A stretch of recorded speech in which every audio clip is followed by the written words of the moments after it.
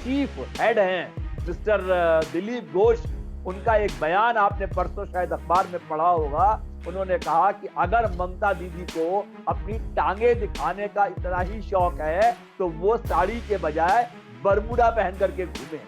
ये है मानसिकता भारतीय जनता पार्टी के नेताओं की, और इस तरह के लोगों के हाथ में सत्ता दे करके मैं नहीं समझता कि बंगाल की जनता किसी प्रकार का न्याय करेगी। क्योंकि आप तो जानते हैं कि भारतीय जनता पार्टी एक देश की सबसे बड़ी वॉशिंग मशीन है। आप दुनिया में कहीं पर भी आप बड़े अपराधी हो, अगर आप भारतीय जनता पार्टी में शामिल हो जाते हैं तो आपके सारे पाप धुल जाते हैं। अब चाहे वो दिलीप घोष हो, चाहे वो सरकार हो, चाहे कोई भी आप नाम उठा के, येदुरप्पा हो, कोई भी आप नाम उठा करके देख लीजिए, जो भी दूसरी पार्टी से इनकी पार्टी में आता है उसके तमाम केसेस तुरंत खत्म कर दिए जाते हैं।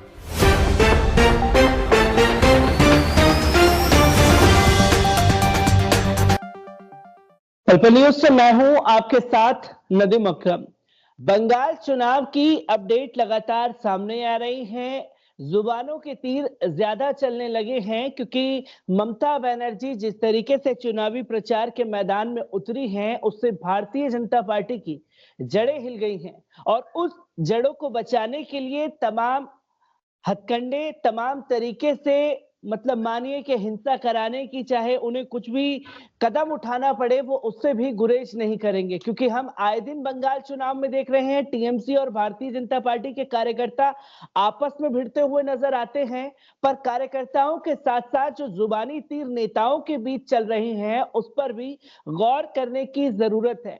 क्योंकि एक मर्यादा को भारतीय जनता पार्टी ने पूरी तरीके से नीचे गिरा दिया है और अब एक महिला पर किस तरीके से प्रहार हो रहा है इसके ऊपर बात करेंगे।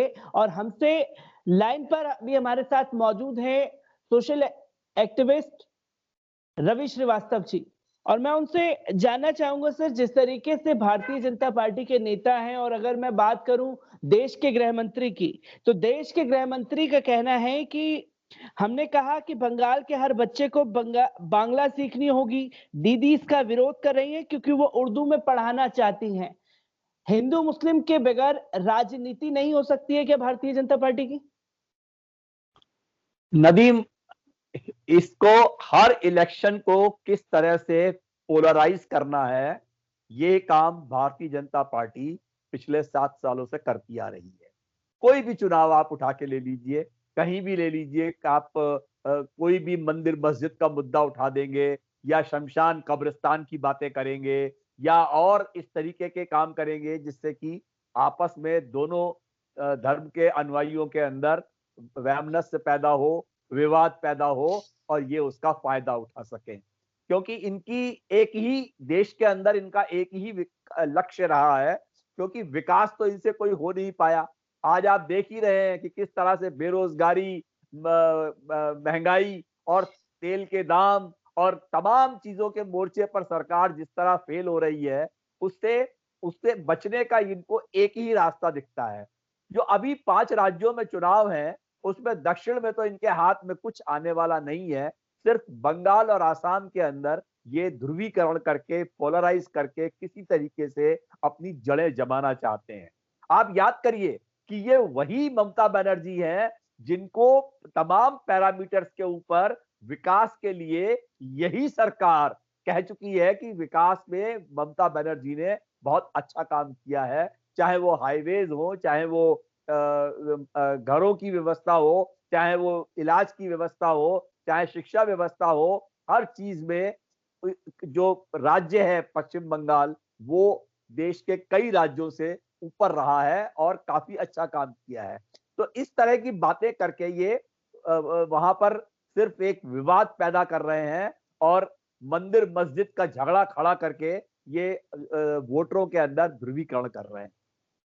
अगर सर देश के रक्षा मंत्री की बात करूं तो देश के रक्षा मंत्री का बंगाल में कहना है कि बंगाल में ना मां सुरक्षित है, ना माटी और ना मानुष। दीदी ने बांग्ला में अजीबोगरीब हालात पैदा कर दिए हैं।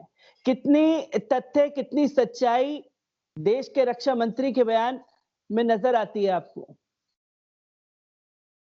सरासर झूठ है, बेबुनियाद है। वहां पर पूरी शांति हमने देखी है, सिवाय इसके कि किस प्रकार से केंद्रीय जांच एजेंसियों को वहां पर लोगों के पीछे, टीएमसी के लोगों के पीछे लगा करके इन्होंने वहां पर एक ऐसा माहौल पैदा करने की कोशिश की कि जो टीएमसी है वो भ्रष्टाचार कर रही है, वो करप्शन में इन्वॉल्व है, धोखाधड़ी कर रही है और तमाम चीजों के आरोप लगा के इन्होंने केंद्रीय एजेंसियों का जैसे सीबीआई और ईडी का इस्तेमाल करके वहां पर लोगों को डराया, धमकाया और ये हालत कर दी कि टीएमसी के बहुत सारे एमएलए छोड़ करके भाजपा में शामिल हो गए। और अफसोस की बात यह है कि ज्यादातर जो एमएलए शामिल हुए हैं वो खुद किसी ना किसी भ्रष्टाचार में लिप्त थे और इन्होंने उनको ये एक आश्वासन दिया, क्योंकि आप तो जानते हैं कि भारतीय जनता पार्टी एक देश की सबसे बड़ी वॉशिंग मशीन है। आप दुनिया में कहीं पर भी आप बड़े अपराधी हो, अगर आप भारतीय जनता पार्टी में शामिल हो जाते हैं तो आपके सारे पाप धुल जाते हैं। अब चाहे वो दिलीप घोष हो, चाहे वो सरकार हो, चाहे कोई भी आप नाम उठा के, येदुरप्पा हो, कोई भी आप नाम उठा करके देख लीजिए, जो भी दूसरी पार्टी से इनकी पार्टी में आता है उसके तमाम केसेस तुरंत खत्म कर दिए जाते हैं। तो ये देश के रक्षा मंत्री का इस तरह का बयान, क्योंकि माँ, माटी और मानुष इसी नारे पर ममता बनर्जी जीत करके पिछली बार आई थी और आज ये उसी नारे को बदनाम करने के लिए इस तरह की बातें कर रहे हैं। मैं समझता हूं कि बंगाल में ममता दीदी ने अच्छा काम किया है और उनकी बंगाल की जनता उनके साथ है। और जिस तरह आपने देखा कि बिल्कुल नॉमिनेशन के दिन उनके साथ किसी तरह की कुछ साजिश या हमला करके जिस तरह से उन्हें चोट पहुंचाई गई, आज वो पूरे राज्य के अंदर एक पांव में प्लास्टर बांध करके पूरा अपना चुनाव प्रचार व्हील चेयर पे बैठ के कर रही हैं। आपको एक बात बताना चाहता हूं कि इन भाजपा नेताओं की बदजुबानी किस कदर बढ़ गई है कि आप विश्वास नहीं करेंगे कि जो भाजपा के वेस्ट बंगाल के चीफ हेड हैं मिस्टर दिलीप घोष, उनका एक बयान आपने परसों शायद अखबार में पढ़ा होगा। उन्होंने कहा कि अगर ममता दीदी को अपनी टांगे दिखाने का इतना ही शौक है तो वो साड़ी के बजाय बरमूडा पहन करके घूमे। ये है मानसिकता भारतीय जनता पार्टी के नेताओं की और इस तरह के लोगों के हाथ में सत्ता दे करके मैं नहीं समझता कि बंगाल की जनता किसी प्रकार का न्याय करेगी। बंगाली आदतन और अपने स्वभाव से बहुत ही क्रिएटिव, आर्टिस्टिक और अच्छे विचारों के होते हैं, इंटेलिजेंट होते हैं। आप जानते हैं कि देश के अंदर जितने नोबेल प्राइज मिले हैं आज तक, उनमें सबसे ज्यादा संख्या बंगालियों की ही है। तो इस तरह के लोगों को बरगला करके उनमें हिंदू मुस्लिम की दरार पैदा करके राजनीति करना मैं समझता हूं शर्मनाक है। सर, इसी के साथ साथ अमित शाह दूसरी रैली में जाकर के कहते हैं कि जब तक दीदी यहाँ हैं तब तक मलेरिया और डेंगू नहीं जाएगा, क्योंकि दीदी की दोस्ती जो है वो मलेरिया और डेंगू पर आ गई है। क्या देश के गृह मंत्री ये भी नहीं बता सकते कि भाजपा ने क्या काम किया है, वो मलेरिया और डेंगू पर आ गए हैं बंगाल चुनाव में? क्या मलेरिया और डेंगू के दम पर ही भाजपा चुनाव लड़ेगी बंगाल में? मूर्खतापूर्ण बयान है। मैं समझता हूं कि देश के गृह मंत्री को इस तरह का बयान देना शोभा नहीं देता, मगर अफसोस ये है कि वो वहां पे और कुछ कर नहीं पाए हैं। वहां पर आज आज 18-19 एमपी इनके जीत करके आए 2019 के चुनाव में। इनके पास बहुत सुनहरा मौका था कि ये उन कम से कम कॉन्स्टिट्यूएंसीज के अंदर जिनमें इनके एमपी जीत करके आए हैं, विकास का एक मॉडल खड़ा करके दिखाते, जो पूरे बंगाल को दिखाई देता कि इन्होंने कितना काम किया है। उसके बजाय आज काम के बजाय ये डेंगू मलेरिया की बातें करते फिर रहे हैं। इनके पास बताने के लिए कुछ नहीं है।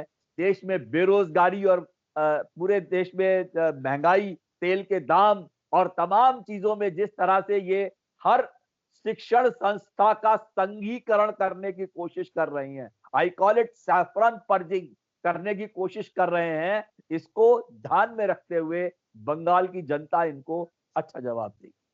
सर, इसी के साथ साथ अगर मैं बात करूं सीएम योगी आदित्यनाथ के बयान की, तो वो जाकर के बंगाल में कहते हैं कि ममता बनर्जी का जो है वो विकास से कोई लेना देना नहीं है। जब तक ममता बनर्जी हैं, वो ना हाईवे बनने देंगी, ना वो एम्स बनने देंगी, ना मेडिकल कॉलेजेस बनने देंगी।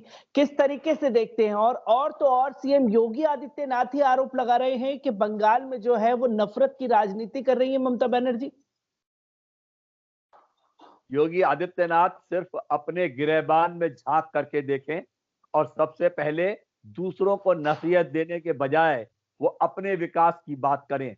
उनका विकास सिर्फ हाथरस, उन्नाव, बदायूं और आगरा तक सीमित रह गया है। अपने अपने राज्य के लॉ एंड ऑर्डर की ऐसी गंभीर स्थिति को देखने के बजाय वो वहां पे दूसरे राज्य में जाकर के विकास की बात करते हैं। ये वही योगी आदित्यनाथ है जो अपने चुनाव प्रचार में बयानबाजी करते हुए कहते थे कि हम महिलाओं को कब्रों से निकाल करके उनके साथ बलात्कार करेंगे।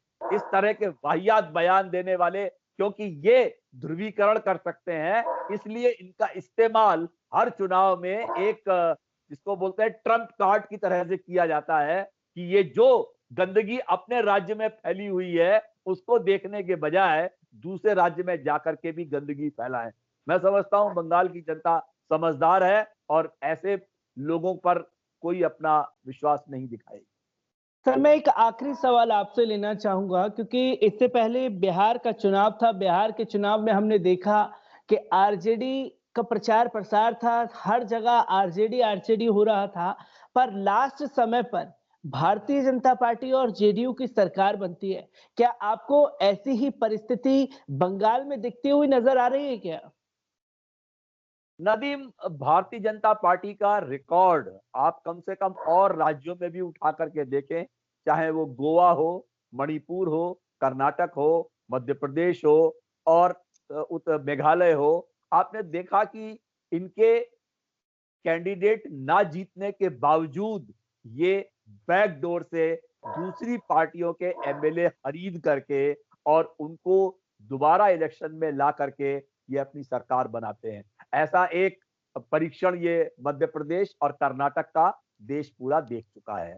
आप विश्वास करिए कि बिहार में आरजेडी पूरी तरह से जीत रही थी, मगर अंत समय पर आपने देखा होगा कि वह चुनाव के परिणाम 36 से 48 घंटे तक ईवीएम होने के बावजूद खिसकाए गए और इस बात का पूरा संदेह है कि इन्होंने किसी प्रकार की हेरा फेरी अपने जो अधिकारी गण हैं और इलेक्शन कमीशन है उस, क्योंकि आपने देखा है कि इलेक्शन कमीशन के खिलाफ टीएमसी कम से कम 2 या 3 बार अपना प्रतिवेदन दे चुकी है दिल्ली में आकर के, और इस बात की पूरी संभावना है कि ये चुनाव परिणाम आने के समय अंत में किसी प्रकार की हेरा फेरी गड़बड़ी करने में पूरी तरह से सक्षम है।